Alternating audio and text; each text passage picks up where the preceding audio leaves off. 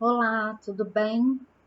Eu sou Kilsen Maia e hoje a gente veio estudar um pouquinho sobre o Evangelho segundo o Espiritismo. Mas antes a gente vai fazer uma oração, tá? Querido amado Mestre Jesus, nós te agradecemos pela oportunidade desse estudo. Agradecemos também pela saúde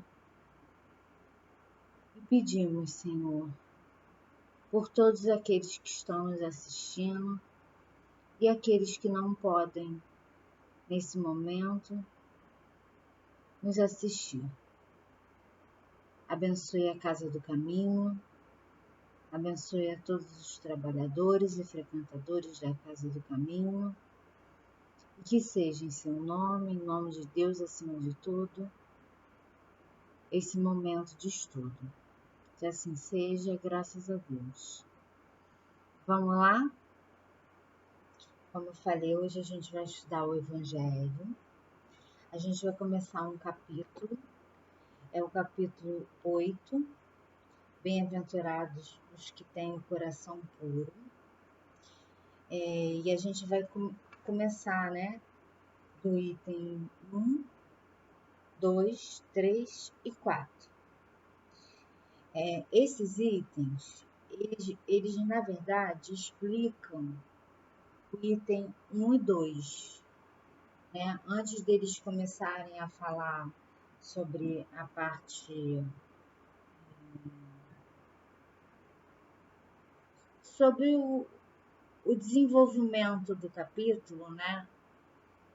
Ele, ele, ele vem dar uma explicação sobre algumas palavras que Jesus disse nessas parábolas que eu vou falar aqui com vocês, que eu vou ler aqui com vocês, tá bom?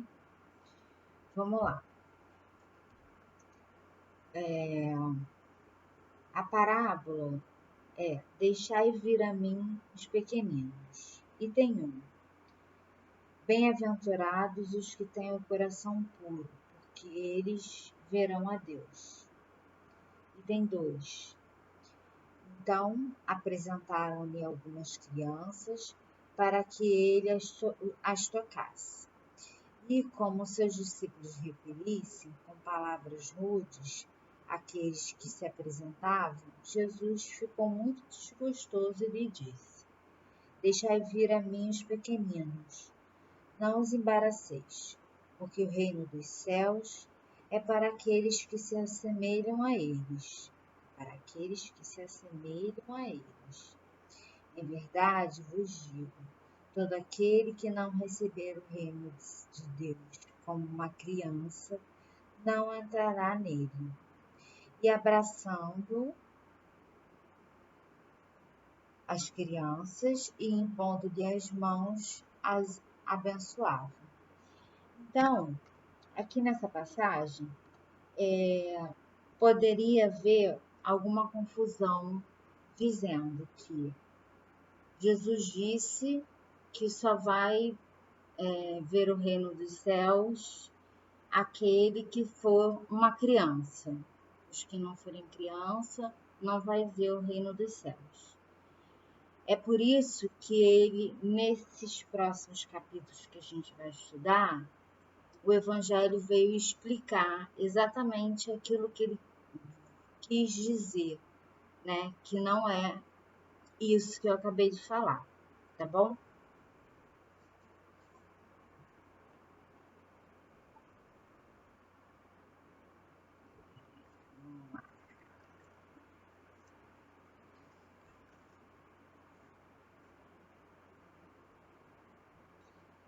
Item 3. A pureza de coração é inseparável da simplicidade e da humildade. Então, ele aqui já dá uma dica do capítulo todo, né? Ele fala que a pureza de coração tem que ter simplicidade e humildade, não dá para separar. Ela exclui toda a ideia de egoísmo e de orgulho. Nossa, Isso é difícil pra gente, né? Porque todos nós somos egoístas e orgulhosos. Eis a razão por que Jesus toma a infância como um símbolo dessa pureza, assim como a tomou como símbolo de humildade. Então, ele já vem dando a cola toda do capítulo, inclusive daquilo que a gente vai estudar, que ele fala que a pureza, ele fala da pureza das crianças, né? Que é um símbolo de humildade, né? É um símbolo, a infância é um símbolo dessa pureza, né? Dessa pureza que é inseparável da simplicidade e da humildade. Essa comparação poderia parecer injusta se considerarmos que o espírito da criança pode ser muito antigo, que ele traz ao renascer para a vida corporal. Então, ele quer dizer o seguinte: nós sabemos que existe a reencarnação e que todos nós temos uma vida pregressa. Então, como é que uma criança que tem todo uma história pregressa, né, que acaba de nascer, mas tem uma história pregressa, pode ser um símbolo de pureza? É isso que ele vem explicar.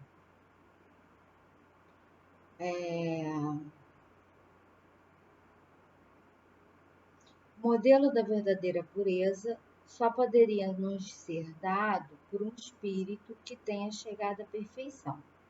Então, para ser verdadeiramente puro, deveria ser um espírito que chegou à perfeição. Então, como é que funciona isso? O que ele quis dizer? No entanto, do ponto de vista da vida presente, essa comparação é exata, porquanto a criança, não tendo ainda podido manifestar nenhuma tendência perversa, nos oferece a imagem da inocência e da candura. Jesus também não diz de maneira absoluta que o reino de Deus é para elas, mas sim para aqueles que a elas se assemelham. Então, ele quer dizer que aquele que está distante do egoísmo e do orgulho, o reino dos céus está para este. É isso que ele quer dizer, né? A criança, ela ainda com um corpinho de criança, né, ou de bebê e pequenininho, ela tem toda uma candura, ela tem todo é muito fofa, né? Vamos falar a verdade. Uma criança é muito fofa. A gente fica encantadíssimo com a criança fofinha e a criança faz gracinha. É uma graça termos uma criança como perto da gente, né? Nos rodeando. A gente diz que criança traz alegria, né? E é assim que tem que ser, porque se não for assim, os pais dessa criança não teriam tanta dedicação, tanto trabalho, tanto amor para poder cuidar dessa criança que necessita de cuidados, porque o bebê, ele não faz nada sozinho, diferente de todos os outros mamíferos, né? Ele precisa totalmente dos cuidados dos pais, né? Ele não troca a fralda dele sozinho, ele não consegue mamar sozinho, ele não consegue fazer nada sozinho. Então, ele precisa realmente ter esse quê de doçura para cativar os seus pais, para que os seus pais cuidem dele. E vai cuidar como? já que aquele corpinho está tão pequenininho, né? Ele vai dar-lhe educação. Para quê? Para que ele vai dar educação? Junto com os outros cuidados físicos, né? De necessidade de higiene, enfim. Ele vai dar educação para que ele chegue perto dessa pureza de coração quando adulto, né? Então é muito importante essa passagem também para as crianças. Quando se fala deixai vir a mim os pequeninos, é para que a gente possa aproximar as crianças de Jesus também, né? É preciso, aliás, que a atividade do princípio inteligente seja proporcional à fragilidade do corpo, que não poderia resistir a uma atividade muito grande do espírito, como se observa nas criaturas muito precoces. É por isso que, ao se aproximar-se à reencarnação, o espírito começa a perturbar-se pouco a pouco, perde a consciência de si mesmo. Durante um certo período, permanece em uma espécie de sono, durante o qual todas as suas atividades ficam em estado latente, né? Então, o que acontece? Vocês já ouviram falar da reencarnação de Segismundo, da obra de André Luiz? Nesse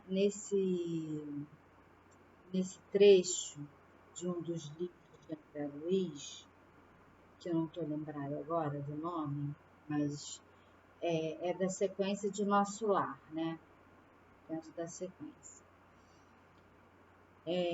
Segismundo, que iria reencarnar, ele passa por esse momento, né? É um momento em que ele vai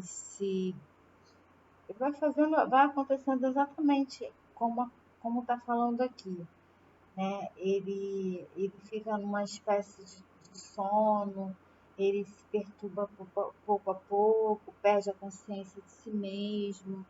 Então, ele vai explicando ali exatamente o detalhe quando se aproxima a reencarnação de um espírito. Esse estado transitório é necessário para dar ao espírito um novo ponto de partida e fazer com que ele esqueça as coisas que possam prejudicá-lo em sua nova existência terrestre. Entretanto, o seu passado exerce influência sobre ele, que sustentado e secundado pela intuição que conserva da experiência adquirida, renasce melhor e mais forte moral e intelectualmente. Então ele tem sim uma intuição da sua vida pregressa, mas ele passa por todo um trabalho para reencarnar e junto aos pais também que se comprometeram em ajudá-lo a estar mais forte, moral e intelectualmente, né? Então, assim, há todo um preparo de uma equipe de espíritos para essa reencarnação acontecer, né? Suas ideias, a partir do nascimento, retomam a atividade gradualmente. Você imagina um cérebro que ainda é pequenininho e que ainda precisa ser moldado. Ele ainda precisa desenvolver, ele ainda precisa aprender a andar, a falar. É tudo passo a passo, né? É um corpinho como se fosse uma massinha de modelar, que vai aprendendo devagarzinho, etapa a etapa, aquilo que precisa fazer para poder crescer, né? E os pais têm essa responsabilidade de desenvolver e ajudar essa criança, essa massinha de modelar. Mas não só no seu crescimento, mas também na sua condição moral, intelectualmente, mas moral é uma coisa que a gente tem que bater nessa tecla, porque é o que a gente está precisando, o mundo está precisando disso, né? O mundo está precisando de condições de espíritos moralmente desenvolvidos, né? Porque intelectual nós temos assim espíritos muitos espíritos inteligentes, mas a parte moral é o que está nos faltando. Então essa massinha de modelar, ela que é essa criança, ela tá prontinha ali para você moldar, para ela entender que o que é sim, sim e o que é não, não. Ela tá prontinha para entender como é a vida realmente, né? E é isso que a gente precisa fazer. É isso, como pais. Não é uma tarefa fácil, não, porque eu sou mãe e, e é uma tarefa difícil, mas temos isso como responsabilidade, né? Como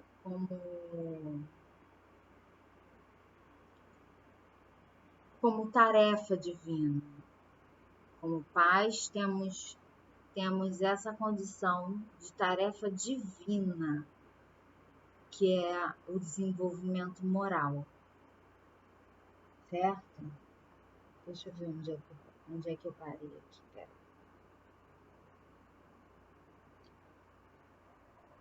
Bom, vão se retomando a atividade gradualmente à medida que os órgãos vão se desenvolvendo, de onde se pode dizer que no decorrer dos primeiros anos o espírito realmente é criança, porque as ideias que se formam à base do seu caráter ainda estão adormecidas. Então, aquelas ideias que ele tem pregressa, das vidas anteriores, elas ainda estão adormecidas, né? Na sua grande maioria, vamos dizer assim, que toda regra tem a sua exceção.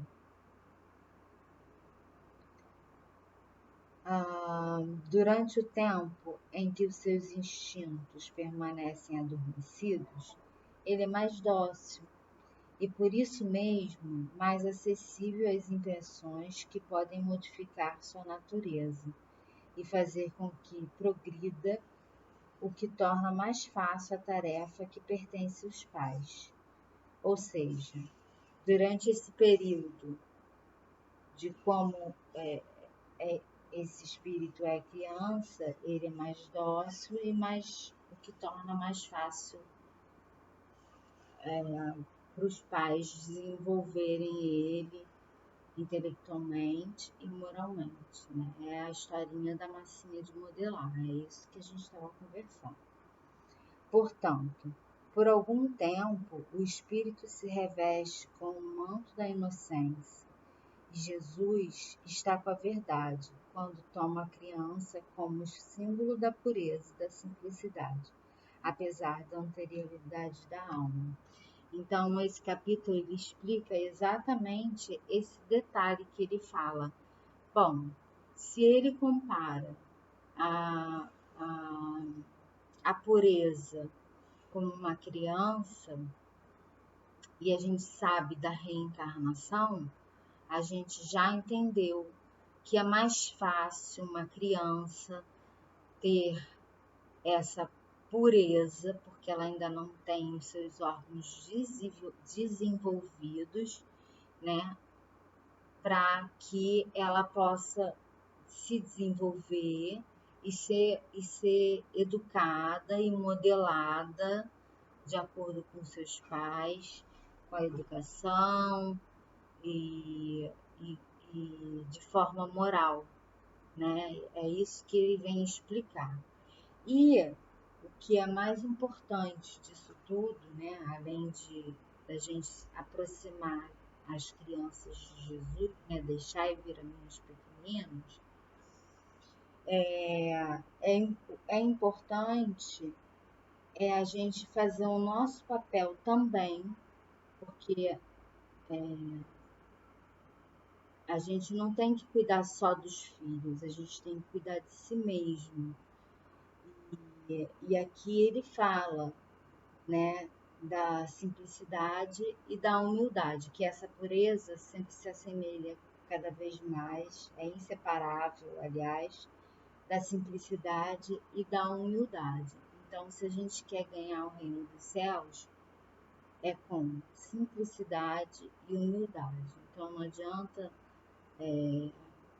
querer ostentar, querer ser mais do que o outro, que o reino dos céus não são para esses, né? Para vaidade, o vaidoso. Ele tem como lema a humildade, né? O que está bem distante da vaidade, do orgulho, né? E do egoísmo, principalmente, porque o egoísmo é a maior chaga da humanidade. E a gente sabe que essa chaga, ela está perpetuando aí por longos séculos, milênios. Jesus trouxe tudo isso há 2 milênios e até agora a gente ainda precisa estudar, porque a gente ouve e não quer entender tudo isso que Jesus nos traz. Então, é muito importante que a gente faça isso com a gente, apesar da gente não ser mais criança, mas somos sim, massinha de modelar. Se a gente quiser, a gente é. A gente pode modelar. Não, poxa, isso já não é mais legal fazer. A gente já pode modificar essa atitude aqui. Eu não precisava falar assim com meu colega, com meu vizinho, com meu parente. Eu posso melhorar isso. Eu já posso ser melhor. E aos pouquinhos a gente pode ir se desenvolvendo para se assemelhar a uma criança, para entrar no reino dos céus. Né? Aos pouquinhos a gente pode se desenvolver